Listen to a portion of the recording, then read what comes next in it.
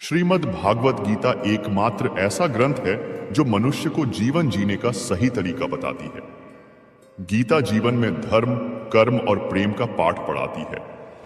श्रीमद् भागवत गीता का ज्ञान मानव जीवन और जीवन के बाद का जीवन दोनों के लिए बहुत ही उपयोगी माना गया है। गीता संपूर्ण जीवन दर्शन है और इसका अनुसरण करने वाला व्यक्ति सर्वश्रेष्ठ होता है। कहा जाता है कि जिस घर में गीता का पाठ हर रोज पढ़ा जाता है या सुना जाता है, वहां स्वयं भगवान श्री कृष्ण आते हैं। गीता में कुल 18 अध्याय है और 700 श्लोक है, जिसे सभी के लिए पढ़ पाना थोड़ा मुश्किल है। इसीलिए आज के इस बेहद ही खास वीडियो में हम श्रीमद् भागवत गीता के 251 विचारों के बारे में बात करने वाले हैं, जिन्हें जानकर आप श्रीमद् भागवत गीता के सही मतलब को समझ पाएंगे। इसीलिए इन विचारों को आप हर रोज रात में सोने से पहले सुन ले, या दिन में जब भी एकांत में हो या जब भी समय हो तो जरूर सुने। तो चलिए जानते हैं। भागवत गीता के 251 महत्वपूर्ण विचारों को मित्रों भगवान श्री कृष्ण कहते हैं। जिस प्रकार प्रकाश की ज्योति अंधेरे में चमकती है, ठीक उसी प्रकार सत्य भी चमकता है। इसलिए मनुष्य को हमेशा सत्य की राह पर चलना चाहिए। आत्मा अजर अमर है। आत्मा को शस्त्र काट नहीं सकते और ना अग्नि उसे जला सकती है। जल इसे गीला नहीं कर सकता और ना ही वायु इसे सुखा सकती है। मृत्यु एक अटल सत्य है जिसे कभी बदला नहीं जा सकता है। इस संसार का जब से निर्माण हुआ है, तब से जन्म मृत्यु का चक्र चला आ रहा है। जिस प्रकार मनुष्य अपने पुराने वस्त्रों को त्याग कर नए वस्त्र धारण करता है, ठीक इस प्रकार आत्मा पुराने व्यर्थ शरीर को त्याग कर नए शरीर को धारण करती है। यह प्रकृति का नियम है। इस सत्य को स्वीकार करके भयमुक्त होकर आज में जीना चाहिए। ज्ञानी व्यक्ति ना तो मरने वाले का शोक करते हैं और ना ही उनका शोक करते हैं जो अभी जिंदा है, क्योंकि वह जानते हैं जो मर गया वह फिर से जन्म लेगा और जो जिंदा है वह एक दिन जरूर मरेगा। मनुष्य के लिए उसका कर्म ही सबसे बड़ा धर्म है। भगवान श्री कृष्ण गीता में अर्जुन को उपदेश देते हुए कहते हैं कि व्यक्ति कर्म करने के लिए ही पैदा हुआ है और बिना कर्म किए कोई मर नहीं सकता। मनुष्य को परिणाम की चिंता किए बिना अपने कर्तव्यों का पालन करना चाहिए। हमेशा अच्छे कर्म करने चाहिए, क्योंकि कर्म वह फसल है जिसे इंसान को हर हाल में काटना ही पड़ता है। जो हुआ वो अच्छा हुआ, जो रहा है वह भी अच्छा ही हो रहा है, जो होगा वह भी अच्छा ही होगा। तुम भूत का पश्चाताप ना करो, भविष्य की चिंता ना करो। अभी वर्तमान चल रहा है। तुम्हारा क्या गया जो तुम रोते हो? तुम क्या लाए थे जो तुमने खो दिया? तुमने क्या पैदा किया था जो खत्म हो गया? तुम ना कुछ लेकर आए थे, ना तुम कुछ लेकर जाओगे। तुम खाली हाथ आए थे और खाली हाथ चले जाओगे। जो आज तुम्हारा है, कल वो किसी और का था, परसों किसी और का होगा। तुम इसे अपना समझकर मग्न हो रहे हो। बस यही प्रसन्नता तुम्हारे दुखों का कारण है। परिवर्तन संसार का नियम है। जिसे तुम मृत्यु समझते हो वही तो जीवन है। एक क्षण में तुम करोड़ के स्वामी बन जाते हो, दूसरे ही क्षण में तुम दरिद्र हो जाते हो। मेरा तेरा छोटा बड्ढा अपना पराया मन से मिटा दो, फिर सब तुम्हारा है। तुम सबके हो, ना तो ये शरीर तुम्हारा है और ना ही तुम शरीर के हो।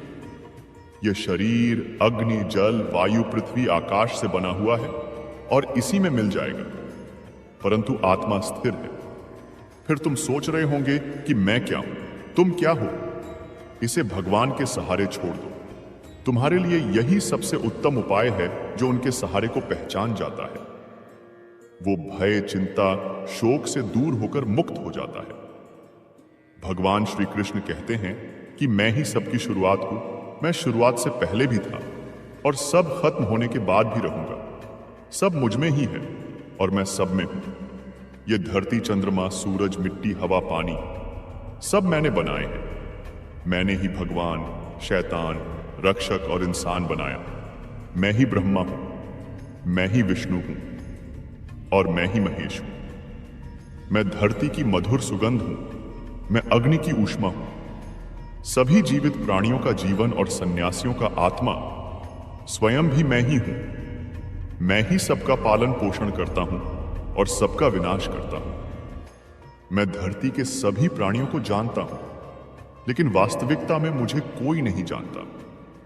जब जब इस धरती पर पाप, अहंकार और धर्म बढ़ेगा, तो उसका विनाश कर पूर्ण धर्म की स्थापना करने हेतु मैं अवश्य अवतार लेता रहूंगा। मित्रों, भगवान श्री कृष्ण कहते हैं कि अपने मन को सदैव वश में रखना चाहिए, कभी भी अहंकार नहीं करना चाहिए। अगर कोई आपको कटु वचन कहता है तो भी उसे कुछ नहीं कहना चाहिए। अतिथि और लाचार को सदैव आश्रय दें, दूसरों की न निंदा करें और न सुने। मार खाने पर भी अपने आप को शांत रखें, शास्त्रों को सदैव नियम पूर्वक सुने। दिन के समय न सोना, क्रोध न करना, स्वन्य आदर की इच्छा न करके भी दूसरों का सम्मान करना, भोजन स्वाद के लिए नहीं बल्कि स्वास्थ्य के लिए करना, यह सभी चीज मनुष्य को महान बनाती है। सत्य ही सनातन धर्म है, यह सभी धर्मों से उत्तम है। सत्य से ही तप और योग उत्पन्न होते हैं। सत्य ही ब्रह्मा है, सब कुछ सत्य के अंतर्गत आता है। सत्य से ही मनुष्य स्वर्ग जाता है। झूठ हमें अंधकार की तरफ ले जाता है। यहां पर प्रकाश का अर्थ स्वर्ग तो नरक को अंधकार कहा गया है। सभी प्राणियों को एक समान समझना, ईर्ष्या द्वेष से दूर रहना, शील और लज्जा के गुणों को अपनाना, दुष्कर्मों से दूर रहना, किसी को कष्ट न पहुंचाना, इंद्रियों को वश में रखना, मन की पवित्रता को बनाए रखना, सत्य बोलना, क्षमा करना, साहस और विद्या आदि, ये 13 सत्य धर्म के लक्षण हैं। वेद भी सत्य का ही उपदेश देते हैं। सत्य बोलना सहस्त्रों अश्वमेध यज्ञों के फल के बराबर होता है। कभी भी कटु वचन न बोले, सदैव ऐसे वचन बोलो जो दूसरे को अच्छे लगे। बुरा बोलना, निंदा करना, भला बुरा कहना, यह सब त्याग देना चाहिए। दूसरों का सम्मान न करना, अहंकार दिखाना, ये सभी अवगुण होते हैं। जो सुख इस लोक में कामनाओं की पूर्ति होने पर मिलता है और परलोक में जो सुख प्राप्त होता है वह उस सुख के 16वें हिस्से के बराबर भी नहीं है। जो सुख हमें कामनाओं से मुक्त होने पर प्राप्त होता है। अपने आप को वश में करने के लिए व्यक्ति को पहले लोभ और मोह से दूर होना चाहिए। मोह का फल मृत्यु और सत्य का फल अमृतत्व प्राप्त होता है। इसलिए मृत्यु और अमृतत्व दोनों ही मनुष्य के अधीन है। पूरे संसार को वृद्धावस्था ने घेर रखा है। दिन प्रतिदिन उस पर मृत्यु का प्रहार होता जा रहा है। दिन आता है, रात बीत जाती है। जागो, तुरंत उठो, समय को व्यर्थ न गंवाओ, अपने कल्याण के लिए कुछ कार्य करो, क्योंकि तुम्हारे कार्य पूर्ण नहीं हो पाते हैं तब तक मृत्यु तुम्हें अपने साथ ले जाती है। निर्धनता को स्वयं ही स्वेच्छापूर्वक अपनी इच्छा से स्वीकार करने से सुख मिलता है। यह सुख मनुष्य का कल्याण करता है, क्योंकि इस राह पर चलने से न तो कोई क्लेश रहता है, न ही कोई आपका शत्रु बनता है। यह मार्ग भले ही कठिन लगता है, लेकिन जिस मनुष्य को पवित्र जीवन जीना हो, ऐसे भले मानुष के लिए यह मार्ग उपयुक्त और सुगम है, क्योंकि ऐसे मनुष्यों के लिए संपत्ति का कोई मोह नहीं रहता। उनके लिए इससे ज्यादा कोई दूसरी संपत्ति या सुख नहीं है। एक तुला के पल्ले में ऐसी निर्धनता को और दूसरे पल्ले में राज्य को रखने पर अकिंचनता का पल्ला भारी रहता है। धनवान पुरुष को तो सदैव ही मृत्यु का भय रहता है। कामनाओं को पूरा करने से श्रेष्ठ है कि उन्हें त्याग दिया जाए, क्योंकि त्याग के बिना कुछ भी प्राप्त नहीं होता है। त्याग से मनुष्य को परम सुख की अनुभूति होती है। त्याग किए बिना परम आदर्श की सिद्धि नहीं हो सकती। भगवान श्री कृष्ण कहते हैं कि मोह और कामनाओं को त्याग कर अपने चित्त को शांत करो, ऐसा मनुष्य सदैव सुखी रहता है। जो व्यर्थ की चिंता न करने वाला हो, जो सत्य का पालन करता है, जिसे सांसारिक मोह न हो, दो तरह के मनुष्य को हर सुख प्राप्त होता है। एक तो वे जो मूर्ख होते हैं और दूसरे वे जिन्हें ज्ञान का परम प्रकाश प्राप्त हो गया हो। जो लोग इन दोनों को बीच में अटके रहते हैं वे दुखी हो जाते हैं। जो व्यर्थ में ही अपने आप को दुखी करता है वह अपना सब कुछ नष्ट कर लेता है।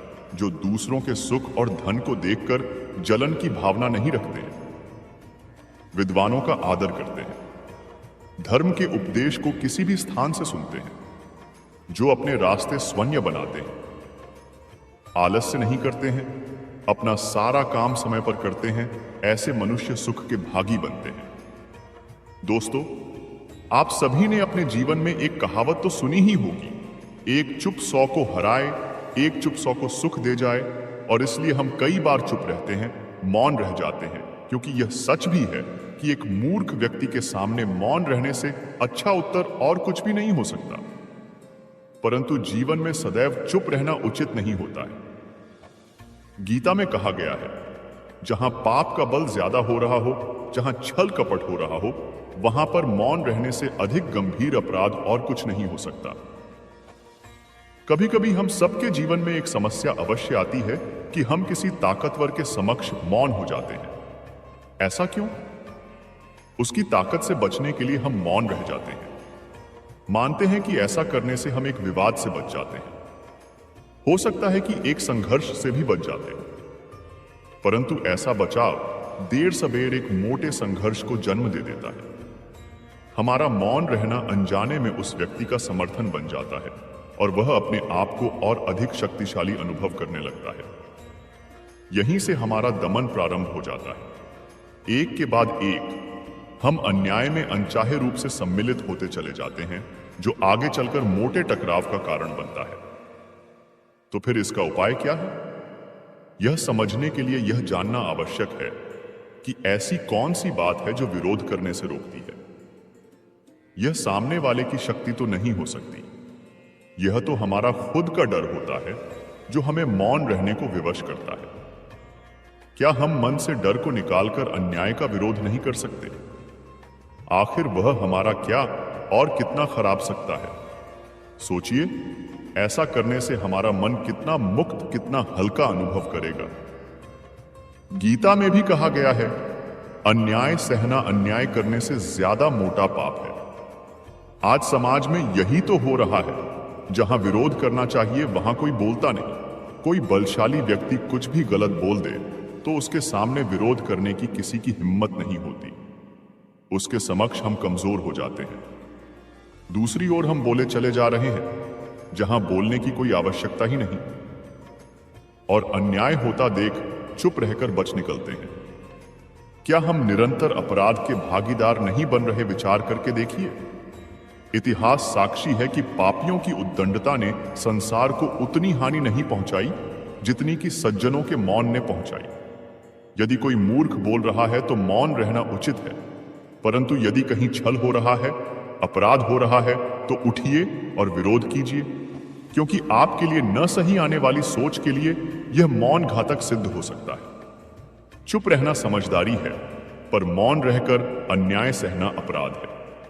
किसी के साथ हमारा रिश्ता कैसा रहेगा, यह हमारे बात करने के तरीके पर निर्भर करता है। सोचे समझे बिना बोलेंगे तो रिश्ते खराब हो सकते हैं। कभी कभी कुछ परिस्थितियां ऐसी बन जाती हैं जब रिश्तों के लिए मौन रहना ज्यादा बेहतर रहता है। मौन रहना एक साधना की तरह है, लेकिन सोच समझकर बोलना एक कला है। अगर आप फिजूल की बातें करना अपनी दिनचर्या से हटा दें तो आप सकारात्मक और ऊर्जावान महसूस करेंगे।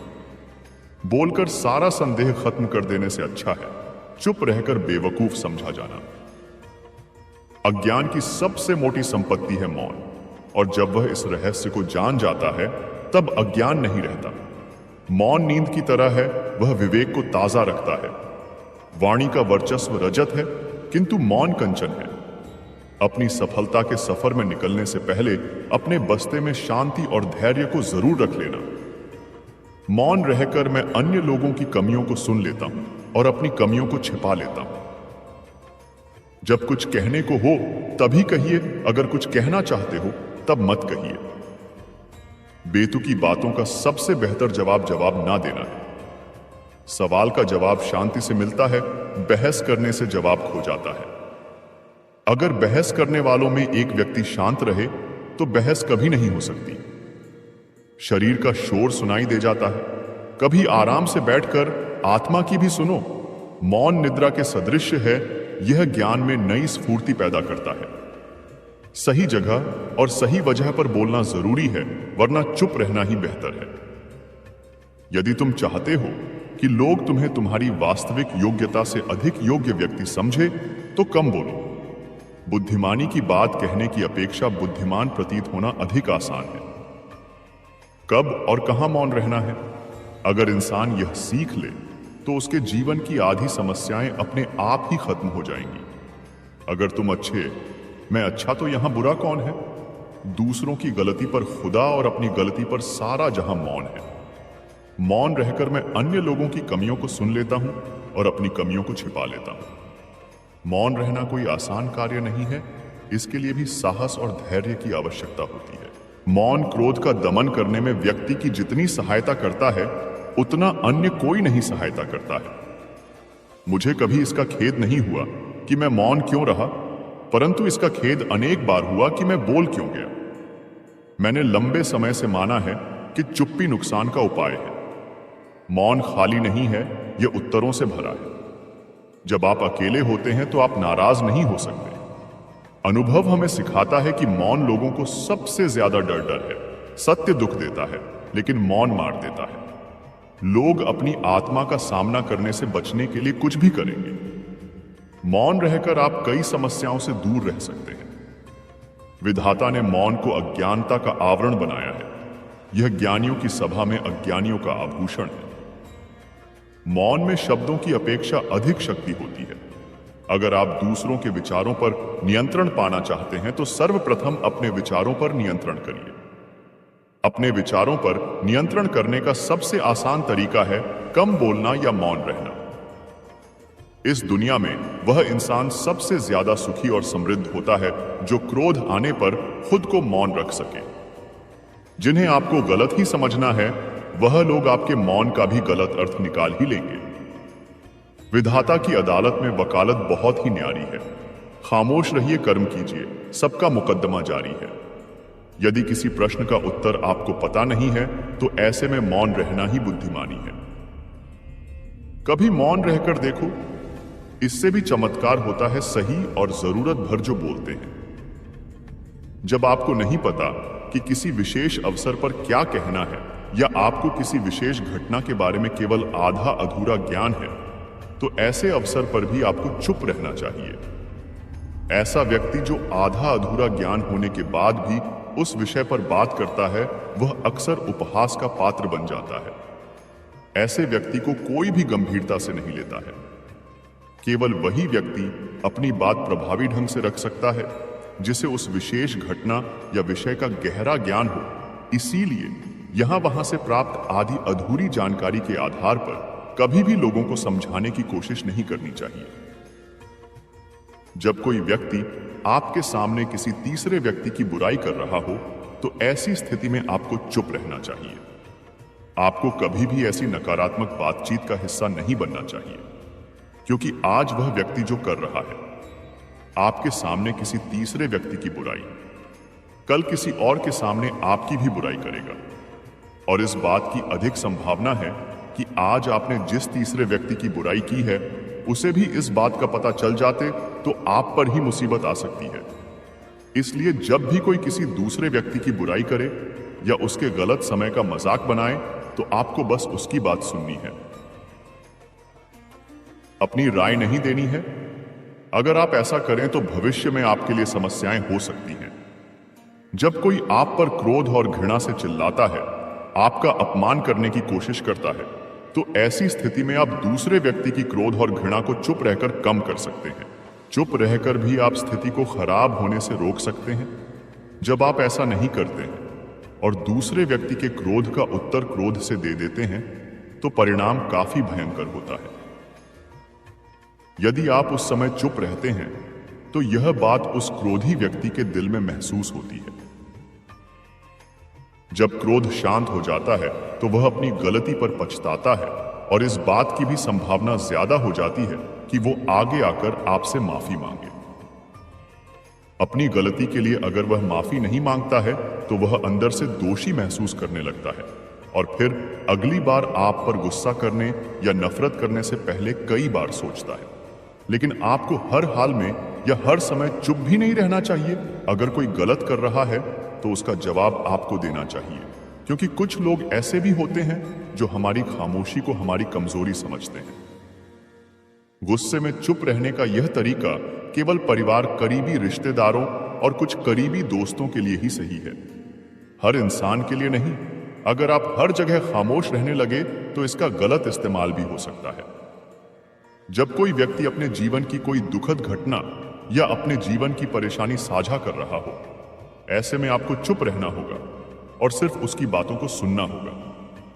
ज्यादातर लोग ऐसे हैं कि उनके सामने किसी ने उनकी समस्या सुनाई नहीं कि उन्होंने समाधान देना शुरू कर दिया। हालांकि जब कोई व्यक्ति अपनी समस्या हमारे साथ साझा कर रहा है तो वह हमसे किसी सुझाव की उम्मीद नहीं करता है। वह चाहता है कि हम उसकी बात ध्यान से सुनें, क्योंकि जब हम उनकी बात सुनते हैं उस व्यक्ति को आंतरिक शांति मिलती है। उसे लगता है कि कोई मेरी बातों को समझता है। अधिकांश समय जब लोग अपनी समस्याओं को हमसे साझा करते हैं तो वे हमें केवल अपनी बात बताना चाहते हैं। वे हमें से किसी भी प्रकार की सलाह नहीं चाहते, क्योंकि वे पहले से ही सभी तरह की सलाह जानते हैं। जो हम उन्हें देने जा रहे हैं, मुसीबत के समय किसी व्यक्ति को सांत्वना देने का सबसे अच्छा तरीका उस व्यक्ति की बात को ध्यान से सुनना है। जब हम बिना ध्यान दिए लोगों की बातों को ध्यान से सुनते हैं, बिना किसी सलाह के, तब उनकी आंखों में हमारे लिए सम्मान और स्नेह का भाव पैदा हो जाता है। उन्हें लगता है कि हम अधिक गंभीर, बुद्धिमान और शांत दिमाग वाले लोग हैं। इसलिए अब जब भी कोई अगली बार आपको अपनी समस्या बताए तो बस उसकी बातों को ध्यान से सुनें, और जब तक वह आपसे ना मांगे उसे किसी प्रकार की सलाह ना दें। जब आप कम बोलते हैं तो लोग आपकी ओर अधिक आकर्षित होते हैं कि आप कौन हैं और आप क्या सोचते हैं। भगवद गीता में भगवान श्री कृष्ण कहते हैं, मन का बेचैन होना उसका स्वभाव है। हमारे मन को लगता है कि अगर वह अलग अलग बातों के बारे में सोचता रहेगा तो हमें आने वाली हर मुश्किल और मुसीबत से बचा लेगा, पर ऐसा होता नहीं है। हम अपने जीवन का काफी अधिक समय सोच विचार करके परेशान होने में निकाल देते हैं। भगवान श्री कृष्ण कहते हैं कि मन का यह स्वभाव बदलना मुश्किल जरूर है, असंभव नहीं। अच्छा, अब आप एक बात बताइए, क्या आप कौए को कह सकते हैं कि वो कांव कांव की आवाज ना करे? या फिर क्या आप किसी मेंढक को कह सकते हैं कि वह पानी देखते ही ऊंची छलांग ना मारे? हमारे मन का भी कुछ ऐसा ही है। जीवन में कुछ भी होता है, अच्छा या बुरा, हमारा मन उस पर काम काम काम करने लगता है। कानव काम से मेरा मतलब है चिंता करना, व्याकुल होना। कोई बुरी बात होती भी नहीं है और मन परेशानी की ऊंची ऊंची लपटें लेने लगता है। कभी कभी तो मुझे ऐसा लगता है कि हम में से कई लोग सिर्फ परेशान होने के लिए जीते हैं। सारी परेशानी, दुख, दुविधा अक्सर हमारी मन की बनाई हुई कहानियां होती हैं। भगवान श्री कृष्ण हमें हमारे मन को शांत और स्थिर करने के लिए दो उपाय देते हैं। पहला, ध्यान लगाना। दूसरा, वैराग्य भाव सीखना। अब ध्यान या मेडिटेशन शब्द सुनते ही आप में से कई लोग कहेंगे कि आप आंख बंद कर सांसें अंदर बाहर नहीं ले सकते। यहां हम सब गलती कर बैठते हैं। मेडिटेशन या ध्यान का मतलब सिर्फ आंख बंद कर बैठना नहीं होता। मेडिटेशन का मतलब होता है अपना पूरा ध्यान किसी चीज पर लगाना और उसे हटने नहीं देना। अगर आप रोटी बना रहे हैं तो सिर्फ उस बात पर ध्यान दीजिए। अगर आप पिक्चर देख रहे हैं तो अपना पूरा ध्यान पिक्चर पर लगाएं। ये मत सोचिए कि पिक्चर देखकर आप अपना कितना वक्त बर्बाद कर रहे हैं। जब आप जीवन के हर छोटे मोटे काम को पूरे ध्यान से करते हैं तो आपका जीवन ही एक मेडिटेशन बन जाता है। ऐसे जीवन में शांति, स्थिरता, साहस और सफलता का होना अनिवार्य है। वैराग्य भाव दूसरा उपाय। वैराग्य का अर्थ यह नहीं कि आप सब कुछ त्याग कर जंगल में जाकर बैठ जाएं। वैराग्य का सच्चा अर्थ है कि आप जो काम कर रहे हैं उसका क्या नतीजा या रिजल्ट निकलेगा उसकी चिंता ना करें। जैसे अगर आपने कोई इंटरव्यू दिया, आप यह कर सकते हैं कि पूरे मन से तैयारी करें और अपना बेस्ट देकर आ जाएं। वह नौकरी मिलना या ना मिलना आपके हाथ में नहीं है। इस नतीजे के पीछे अलग अलग चीजें हैं जो आपके बिल्कुल कंट्रोल में नहीं है। तो जिस चीज के बारे में आप कुछ कर नहीं सकते उसके बारे में चिंता भी ना करें। यही वैराग्य का सच्चा मतलब होता है और यही है भगवान श्री कृष्ण का दूसरा उपाय, मन को चिंता की लपटों से बचाने का। याद रखिए, आप पूरे के पूरे इंसान हैं। समझदारी, संयम और कुशलता से भरे इंसान। आपका मन जब भी कौए की तरह अलग अलग बातों पर आपको परेशान करने लगे, तब अपने मन को भी प्यार से समझाइए और शांत कर लीजिए। बस अपने ऊपर विश्वास रखिए कि आप कभी अपना बुरा नहीं होने देंगे। क्रोध मनुष्य को नरक की ओर ले जाने वाला द्वार है। क्रोध करने से व्यक्ति का मन अशांत हो जाता है। वह आवेश में आकर कई बार अपना ही नुकसान कर बैठता है। भगवान श्री कृष्ण कहते हैं, मनुष्य को क्रोध करने से बचाना चाहिए। कितना भी गुस्सा आए, स्वयं को शांत रखने का प्रयास करें। मन पर नियंत्रण रखना जरूरी है। गीता के अनुसार जिस व्यक्ति ने अपने मन पर काबू पा लिया, वह मन में पैदा होने वाली बेकार की चिंता और इच्छाओं से भी दूर रहता है। साथ ही व्यक्ति अपने लक्ष्य को भी आसानी से प्राप्त कर लेता है। अगर मन को वश में नहीं करोगे तो वह तुम्हारा सबसे बड़ा शत्रु बन जाएगा। हमेशा शक करने वाला व्यक्ति कभी शांति प्राप्त नहीं कर पाता है। इसीलिए संदेह करने से बचना चाहिए, क्योंकि अधिक संदेह करने से मन की शांति भंग हो जाती है और व्यक्ति भ्रमित होकर अपने संबंधों को नष्ट कर डालता है। तन की सुंदरता मन को आकर्षित करती है, जबकि स्वभाव की सुंदरता हृदय को आकर्षित करती है। इसीलिए मनुष्य